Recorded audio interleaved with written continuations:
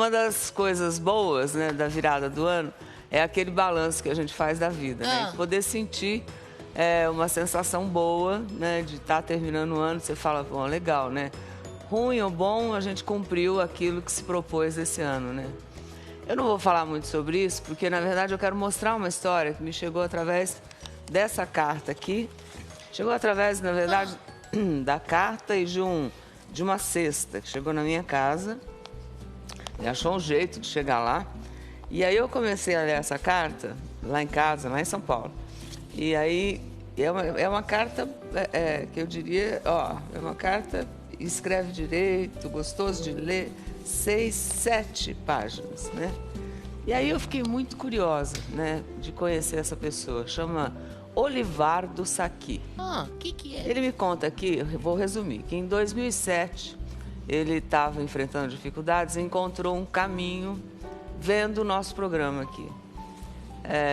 O Olivardo mora em São Roque, lá no interior de São Paulo, e ele conta que há 10 anos ele trabalhava numa vinícola e um dia ele foi mandado embora e ficou sem chão. Aí o seu Olivardo não tinha um plano B, como a maioria de nós empregados não temos um plano B, né? Aí ele ficou sem ter como arranjar dinheiro para sustentar a mulher e os 3 filhos pequenos. Alguns dias depois da demissão, ainda em 2007, o programa deu um estalo que mudou a vida dele e da família. Uma história absolutamente inspiradora.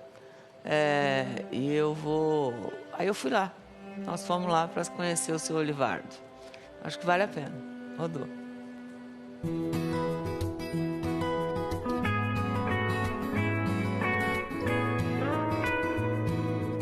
Um dia eu cheguei lá cedo para trabalhar e o patrão disse assim, olha, você e todos os outros funcionários, né, estão desempregados e eu não tenho condições de pagá-los. Foi o momento mais difícil da minha vida. Entrei até em depressão, né, porque assim, foram muitos anos da minha vida trabalhando num único lugar. As maiores dificuldades nesse período foi a escola das crianças, ter que comprar as coisas e não poder. O salário era a única renda da família. A indenização por ter sido mandado embora do emprego demorou a sair. Eu passei a assistir os programas da Ana Maria Braga. E assim, ela tem um quadro muito bacana que ela começa o programa dizendo o pensamento do dia. Parecia que ela estava falando diretamente para mim, sabe? Eu não me lembro exatamente, mas eu me lembro que uma dos pensamentos do dia, ela dizia assim, se você tem um sonho, né, você tem também uma obrigação de tentar. Sonhe. Sonhe aquilo que você quiser. Seja o que você quer ser. Aquelas palavras, elas vieram na hora certa para mim. Daquele dia em diante, eu comecei a pensar um pouco mais da minha vida. O seu Olivardo tinha um sonho, produzir o próprio vinho.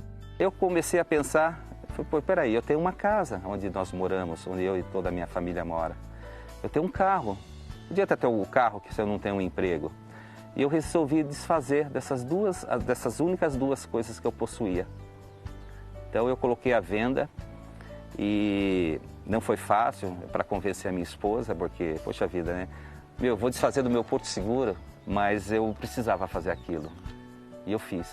Acabei comprando uma pequena propriedade aqui na Estrada do Vinho, onde comecei a fazer o que eu sabia fazer, que era fazer vinho. Mas aí não era da noite para o dia que eu ia começar a fazer vinho, porque ele leva um tempo, no mínimo 2 anos. Comecei a plantar meus primeiros pés de uva, com muito carinho, né? Sabia que daquilo lá ia sair os primeiros litros de vinho, que era daquilo lá que ia sair o meu sustento. Nesse período, ele se virou como pôde. Fiz algumas parcerias com pessoas aqui da região e passei a vender produtos, né? Tipo queijo, suco de uva de alguns parceiros. Foi como eu comecei. Não foi tão fácil assim, durante esses 2 anos, sem a coisa, antes da coisa emplacar, antes de a gente ser reconhecido, passar a receber as primeiras visitas. Foi difícil. Difícil, mas a espera valeu a pena e seu Olivardo sempre dava um passo a mais. As pessoas que vinham para cá, elas queriam algo a mais. Elas não queriam só o vinho. Mas, Olivardo, olha, poxa vida, que legal, né? Você o vinho, o seu suco de uva, mas e aí, nada para comer? Aí eu não pensei 2 vezes melhor. Eu falei para a Cíntia, que é a minha esposa, eu falei, vai para a cozinha, faça alguma coisa, né? para a gente poder atender esse pessoal, né? E foi quando ela acabou indo junto com a minha sogra, com a dona Dalva, e começaram a fazer um bolinho de bacalhau, que era uma receita de família. A minha avó era portuguesa, deixou um livro de receitas assim maravilhoso. Aí nós começamos a fazer o bolinho começou a trazer as pessoas, porque eles vinham, abriam uma garrafa de vinho, comiam o bolinho e aí começaram a trazer as famílias. O bolinho fez o maior sucesso e logo o lugar se transformou num restaurante de comida portuguesa. O bacalhau era testado posta por posta. A gente enfiava o dedinho assim para sentir, né, o sal. Mas olha, a Ana Maria não parou por aí não na minha vida. Foi quando eu comecei a entrar no site também de receita dela. Muitas receitas que eu trouxe foi vendo os vídeos, então até nisso ela me ajudou. Eu cheguei a ver muitas coisas que ela fazia nos pratos lá, né? Aí eu falava assim, vamos tentar jogar no nosso prato aí também, né? E dava muito certo, né? Porque as receitas dela, você sabe, são maravilhosas, né? O que era apenas um sonho virou um grande negócio. O local, que começou com 4 mesas, hoje atende de 5 a 7 mil clientes por fim de semana. Pessoas que trabalhavam comigo lá atrás, na empresa que eu trabalhava, que eu fiquei desempregado, hoje estão comigo. Então, eu também fiz alguma coisa por essas pessoas, né? Então, o fortalecimento de tudo isso, o fortalecimento do meu casamento, o fortalecimento dos meus filhos, ver meus filhos criados e tudo, com o esforço de tudo isso, é a coisa mais gratificante que tem. Venho de uma família muito pobre, muito pobre. Eu nasci no Paraná, meu pai era boia fria. E assim, então eu às vezes nem acredito que isso aconteceu na minha vida, sabe? Se você tem um sonho, você tem que gostar do que você vai fazer, você tem que acreditar e você tem que arregaçar as mangas. Muito obrigado, Ana, por você existir. Eu tenho certeza que não foi só a minha vida que você mudou, né? Você mudou a vida de muita gente. Então, eu gostaria de pedir um grande favor para você, Ana.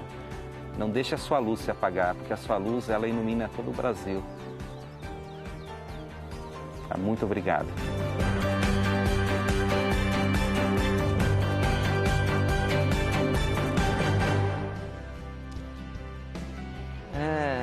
Caramba! Olivardo, fui eu não. Olivardo, tu é muito guerreiro, cara. Fui eu não, Olivardo, foi você. Foi a coragem. Eu é que agradeço, né? Porque foi a coragem, o trabalho. Demais! Você fez tudo isso, né? Você não teve medo de arriscar os 2 únicos bens que você tinha, a casa e o carro, para comprar, acreditando na sua força, né? Aí você comprou essa pequena propriedade lá em São Roque, onde fica, inclusive, para quem não conhece São Paulo, é a Rota do Vinho de São Paulo. É muito legal, muito bacana. Lugar lindo, né? E olha o que ele fez junto com a família, com a força interior dele, né? Transformou aquele terreno coberto de mato, que tinha uma casinha no fundo, que era essa aí. Hoje o local abriga uma pequena vinícola, É né? lindo o lugar. Um restaurante, cavalos, vaca, pedalinho, tirolesa em 10 anos. 24 mil pessoas passam, em média, por ali todos os meses, né? Toda a família trabalha no local. Olivardo hoje tem 50 funcionários fixos. E quando o movimento aumenta muito, ainda ele contrata mão de obra temporária. Então, o que valeu a pena, na verdade, foi você dividir a sua história com a gente, né? E você ter acreditado lá naquele momento, junto com a força da sua família, né? No seu sonho, né? Naquilo que já tinha dentro de você, né? E, além da comida portuguesa, ele apostou no resgate de outras tradições, né? Quer dizer, usou a criatividade, né? Como ele me contou que faz a pisa da uva, né? Que é bem bacana, né? Que é um método, gente, que produz vinho artesanalmente. As uvas são colhidas, depois as pessoas pisam nos frutos com os pés, e esse é um dos processos mais antigos e eficientes de produção. Por quê? Quando os frutos são amassados com os pés, a gente sempre vê isso na Itália, e eu não tinha entendido bem. Agora eu entendi. Os caroços não quebram. E aí não interfere na qualidade e no sabor da bebida, né? Bom. E é agora, em janeiro, o mês em que as uvas estão no ponto para serem colhidas, que é uma outra tradição bem legal que ele resgatou ali, né? E além disso, ele faz uma coisa que me mandou, inclusive, eu já experimentei, é muito bom, é o de enterrar uma garrafa de vinho... Essa eu não sabia. Entre os parreirais, olha lá, para que a bebida passe pelo processo de maturação artesanal. E ele montou todo um clima ali com os amigos, né? Uma cantora de fado, né? Enquanto as pessoas que vão lá, em vez de levar o vinho, enterram o vinho. E aí o vinho fica, chamado, inclusive essa tradição é chamada aí de vinho dos mortos, né? O próprio Edivaldo, inclusive, vai explicar de onde vem essa história aí do vinho dos... Você recebe uma garrafa, fala vinho dos mortos, né? E aí... Vinho dos mortos. Como? Você é morto, como é que toma vinho? Não, deixa pros vivos, tá tranquilo. Fala, Edivaldo. Muito bom, Olivaldo, você é incrível. Com vinho verde que é do meu Portugal. O vinho dos mortos é uma história que nos leva a 1807. Exatamente quando Portugal foi invadida pelos franceses, com as tropas de Napoleão. E quando as tropas chegaram na região vinícola, os portugueses esconderam, ou melhor, enterraram o que havia de mais precioso, que eram suas garrafas de vinho. Então eles abriram um buraco no meio das videiras, embaixo dos tonéis, ao lado dos lagares. Passou-se um tempo, as tropas de Napoleão foram expulsas de Portugal, os portugueses reconquistaram suas propriedades e foram desenterrar seus vinhos, julgando-os estragados. Mas não, eles foram surpreendidos por um vinho ainda mais saboroso. E eu costumo dizer, vinho dos mortos que alegra os vivos. Vamos brindar com verde vinho para que eu possa cantar canções do Minho que me fazem sonhar com o momento de voltar ao lar. Eu tive o privilégio. Eu não enterrei, mas ele enterrou e eu ganhei. Ele enterrou e mandou o vinho do morto pra você, caramba. 10 anos depois do início dessa saga, a propriedade conta agora com mais de 8 mil pés de uva, que produzem por ano 25 mil litros, né? E tudo nasceu de uma frase que eu vou reproduzir agora, né? Agora eu vou falar ela completa, né?